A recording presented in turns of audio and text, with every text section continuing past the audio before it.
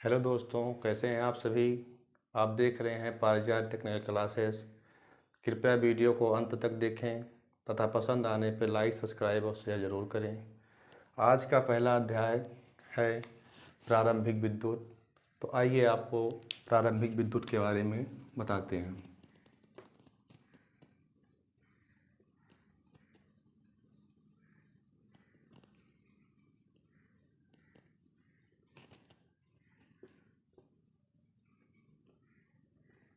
जैसा कि हमें पता है कि हमारा ब्रह्मांड पदार्थों और ऊर्जाओं से मिलकर बना है, तो सबसे पहले हम प्रारंभिक विद्युत को पढ़ने से पहले हम पदार्थ और ऊर्जा के बारे में पढ़ेंगे। तो आइए आपको बताते हैं कि पदार्थ क्या है।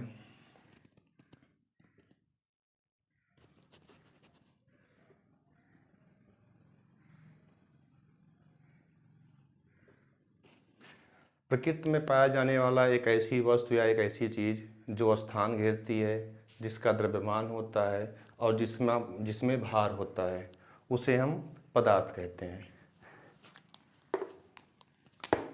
प्रकृति में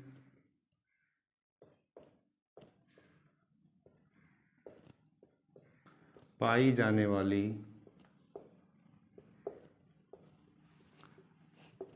ऐसी सभी चीज़ें या वस्तुएं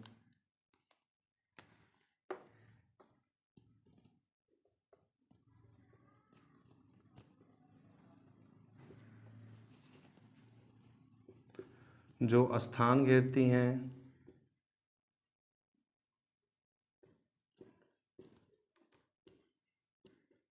तथा जिसमें भार व द्रव्यमान मौजूद होता है।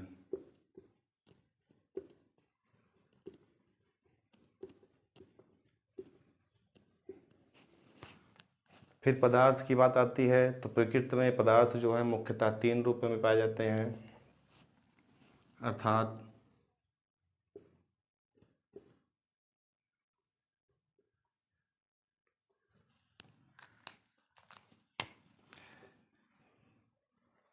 ठोस पाए जाते हैं, ठोस पदार्थ, द्रव पदार्थ और गैसीय पदार्थ। ठोस पदार्थ में क्या होता है कि वे सभी पदार्थ जिनका आकार, आकृति और आकार, भार और आयतन निश्चित होता है। इनका आकार निश्चित होगा, भार निश्चित होगा और आयतन निश्चित होगा। वहीं दूसरी तरफ द्रव जो होता है उसमें भार निश्चित होता है और आयतन निश्चित होता है। और तीसरा जो गैस है, गैस में सिर्फ भार निश्चित होता है, इसमें आकार और आयतन निश्चित नहीं होता है। इसमें पदार्थ के जो मूल गुण होते हैं वो तीनों पाए जाते हैं, अर्थात भार, आकार और आयतन। इसमें पदार्थ के सिर्फ दो गुण पाए जाते हैं, भार और आयतन। इसमें पदार्थ के सिर्फ एक गुण पाए जाते हैं, भार। अब पढ़ते हैं परमाणु के बारे में।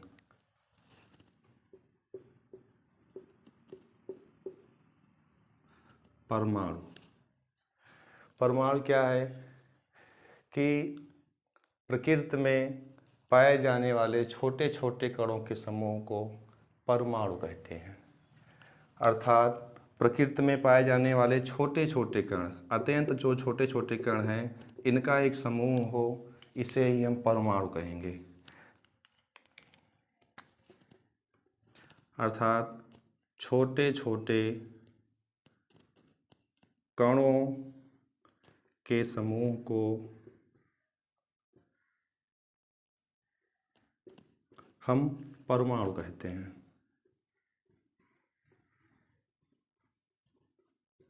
परमाणु कहते हैं। दूसरा आता है अणु। अणु देखने में तो ये लगता है कि परमाणु बड़ा होगा, लेकिन ऐसा नहीं है दोस्तों, यहाँ पे अणु बड़ा है, परमाणु छोटा है, अर्थात छोटे छोटे परमाणुओं के समूह को अणु कहते हैं।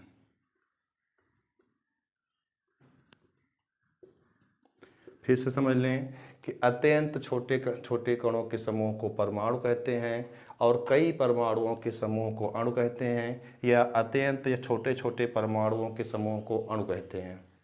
अब इसके बाद आता है वस्तु या पदार्थ।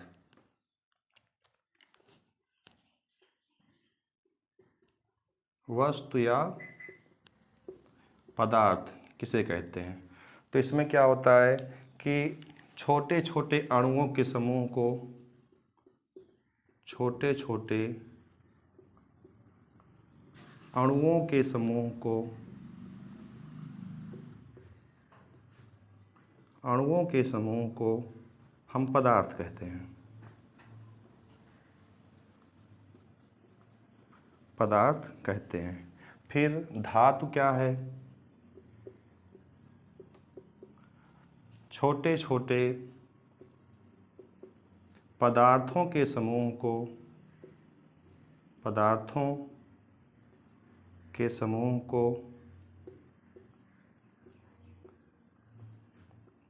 हम धातु कहते हैं।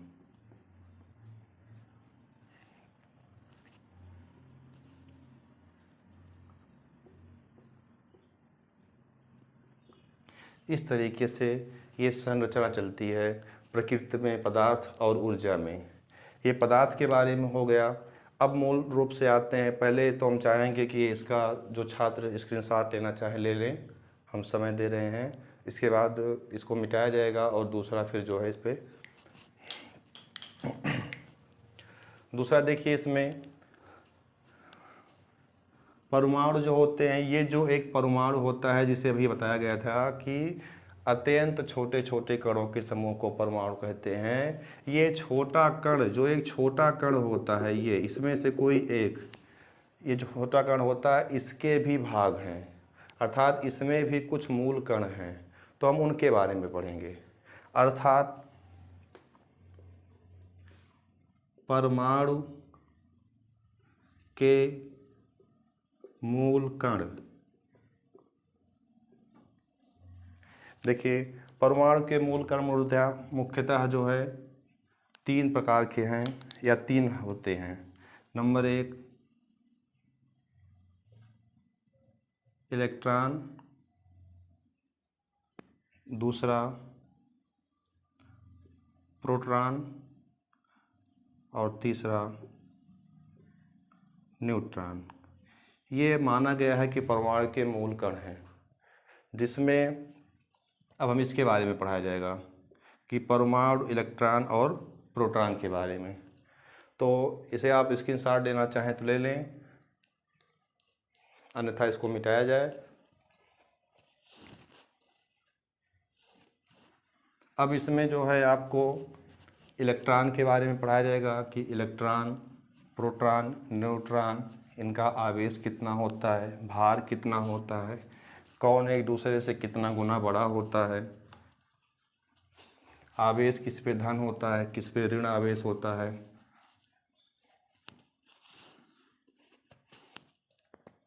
तो देखिए, सबसे पहले ये एक ट्रिक है।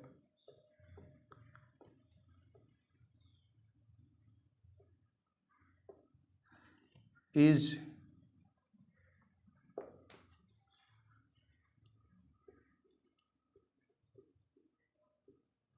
प्रॉब्लम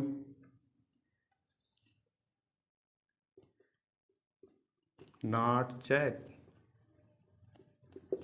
मतलब क्या आपने अपनी समस्या किसी दूसरे से शेयर नहीं किया? अर्थात कि हमें ये याद करने में दिक्कत हो रही है कि इलेक्ट्रॉन की खोज किसने किया, प्रोटॉन की खोज किसने किया, न्यूट्रॉन की खोज किसने किया, ये आप किसी से बताए नहीं। ये इस ट्रिक का पूर्ण मतलब हुआ। तो इसी से संबंधित बनाया गया है। इसका मतलब ये हुआ कि E for electron, P for proton और N फॉर न्यूट्रॉन। ये हो गया। अब इसके खोजकर्ता देख लीजिए। इज जब बोलेंगे तो इज में ई आ रहा है और जा आ रहा है, तो जा का होगा जे, अर्थात जे टॉमसन, अर्थात इलेक्ट्रॉन की खोज जे टॉमसन जी ने किया था। प्रोटॉन की खोज देखिए, पी से प्रोटॉन और रा से, या ऐसे पढ़ेंगे तो प्रो, अर्थात इसका मतलब हुआ प्रोटॉन, और फिर इसी को देखेंगे दोबारा तो पी से प्रोटॉन और रा से रदरफोर्ड, अर्थात इसकी खोज रदरफोर्ड जी ने किया था। और इससे नॉट का मतलब हुआ न्यूट्रॉन और चैड का मतलब हुआ चैडविक, चैड का मतलब हुआ चैडविक। ये हुआ, अर्थात ए ट्रिक है, इज प्रॉब्लम नॉट चैट। क्या आपने अपनी समस्या शेयर नहीं की कि हमें इलेक्ट्रॉन, प्रोटॉन और न्यूट्रॉन के खोजकर्ताओं की याद नहीं कर पाते हैं? तो उसके लिए बनाया गया कि इज से इलेक्ट्रॉन और जे टॉमसन, प्रॉब्लम से प्रोटॉन और आर से रदरफोर्ड, नॉट से न्यूट्रॉन और चैड से चैडविक।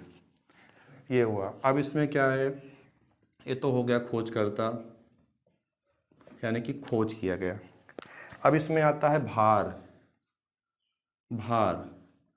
अर्थात इलेक्ट्रॉन का भार कितना होता है, प्रोटॉन का भार कितना होता है, इलेक्ट्रॉन का भार कितना होता है, प्रोटॉन का भार कितना होता है और न्यूट्रॉन का भार कितना होता है।